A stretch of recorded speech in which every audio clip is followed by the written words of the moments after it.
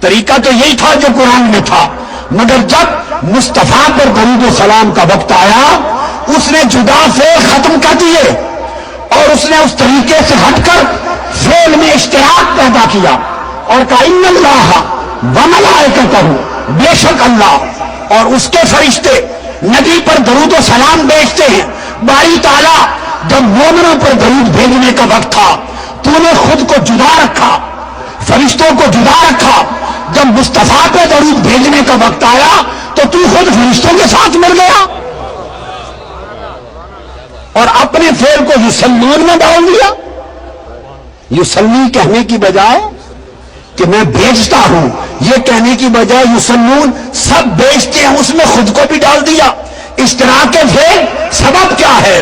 اللہ پاک نے فرمایا سبب یہ ہے کہ جب مومن بندوں پر بھیجتا ہوں میں اپنی شان کے لائق درود بھیجتا ہوں کہ درجے بلند کرتا ہوں۔ فرشتے اپنے مرتبے کے مطابق بھیجتے ہیں، وہ فعل جدا ہوتا ہے، جدا یہاں بھی ہے مگر یہاں فرشتوں کے ساتھ اپنے فعل کو ملا کر اشتراک اس لیے کر رہا ہوں کہ لوگوں کو مصطفیٰ کی امت کو پتہ چلے کہ مصطفیٰ پہ درود و سلام بھیجنے کا فعل ایسا ہے کہ خدا جدا ہو کر بھی ہمارے ساتھ مل جاتا ہے، خدا ہم سے جدا ہو کر بھی ساتھ مل جاتا ہے۔ ہر فعل الگ کرتا ہے، ہر کام الگ کرتا ہے، ہر شان کا اظہار الگ کرتا ہے، ہر مرتبے کا اظہار جدا گانا کرتا ہے، مگر جب ذات مصطفیٰ پر درود و سلام بھیجنے کا وقت آتا ہے یہ پیغام ہے تمہارے لیے، لوگوں میرے مصطفیٰ پہ درود و سلام بھیجا کرو۔ دیکھو فرشتے بھی بھیجتے ہیں اور درود و سلام بھیجنا، تم نماز پڑھتے ہو نہ تمہارے ساتھ نہیں ملتا، روزے رکھتے ہو نہیں ملتا، حج کرتے ہو نہیں ملتا، میرا ذکر کرتے ہو اللہ اللہ کرتے ہو نہیں ملتا، ہر فعل میں جدا رہتا ہوں۔ جب مصطفیٰ پر درود و سلام بھیجنے کا وقت آتا ہے تو تمہاری عزت افزائی کے لیے خود بھی بھیجتا ہوں اور الگ رہ کر نہیں تمہاری محفل کے ساتھ مل کر بھیجتا ہوں۔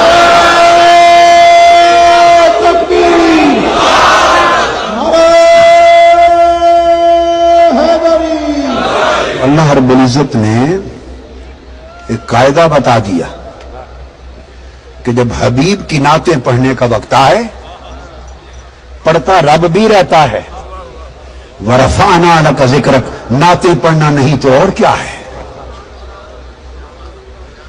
پڑھتا رب بھی ہے محبوب کی نعتیں، ذکر رب بھی کرتا ہے مصطفیٰ کا، درود وہ بھی بیچتا ہے، سلام وہ بھی بیچتا ہے، تذکرے وہ بھی کرتا ہے، فرشتے بھی کرتے ہیں، ہمیں بھی حکم ہے، مگر فرمایا کہ جب میرے محبوب کا ذکر اور درود و سلام اور نعتوں کا وقت آئے تو تمہیں مبارک ہو۔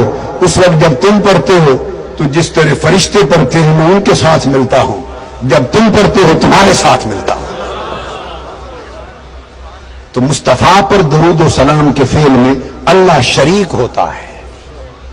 پیغام یہ دیا ہے کہ میں بھی تمہارے ساتھ اور فرشتوں کے ساتھ شریک ہوتا ہوں اس عمل میں، اور کسی عمل میں اللہ اپنے مخلوق کے ساتھ شریک نہیں ہوتا۔ درود و سلام نے فعل کو بھی اشتراک میں ڈال دیا، یہ ہے یصلون۔ اب اگلی بات تھوڑا سا یصلون کا معنی سمجھا لوں۔ آپ نے زندگی گزر گئی یہی ترجمہ پڑھتے سنتے کہ درود بھیجتا ہے یصلون، آؤ آئے تھوڑا یصلون کا مفہوم سمجھا دوں۔ یصلون کا معنی کیا ہے؟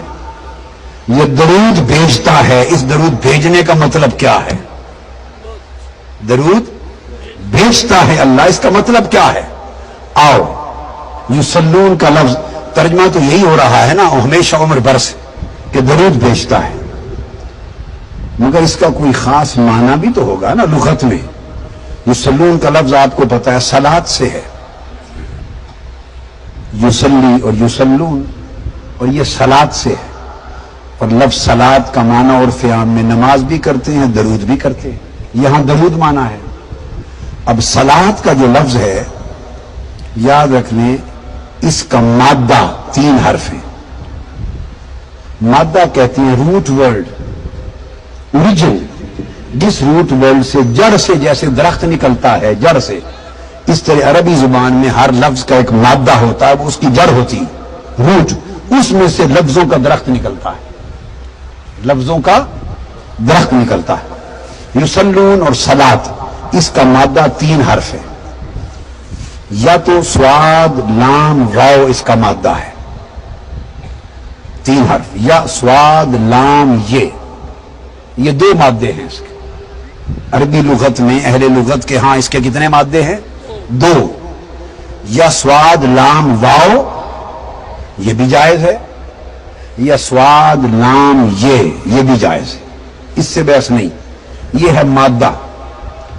اب جو نقطہ سمجھانا چاہتا ہوں وہ یاد رکھ لیں، قاعدہ یہ ہے کہ جتنے لفظ بھی اس مادہ سے روٹ سے نکلیں گے، جو معنی اس مادہ میں ہے تمام لفظوں میں اینڈ تک وہی معنی ہر لفظ میں پایا جائے گا، یہ قاعدہ ہے۔ آپ اس بات کو سمجھ گئے نا؟ یعنی جڑ ہے یا گٹھلی ہے، آم کی آپ نے لگا دی گٹھلی، تو جو ذائقہ اس گٹھلی کا، اس آم کا، اس پھل کا تھا، پورا درخت تو جتنے پھل لگیں گے سب میں وہی ذائقہ اور وہ تاثیر اور وہ خوبی چلے گی۔ جڑ جیسی ہوگی، پتے پھل پھول سب میں اس کی تاثیر چلے گی۔ مادہ کا جو معنی ہوتا ہے، مادہ میں جو بیسک روٹ ورڈ ہے، اس میں سے اگر 100 لفظ بھی نکل آئیں ان کو مشتقات کہتے ہیں، تو ہر لفظ کے اندر وہ مادہ موجود ہوگا، معنی اس مادے سے بولیے ہٹ نہیں سکتا۔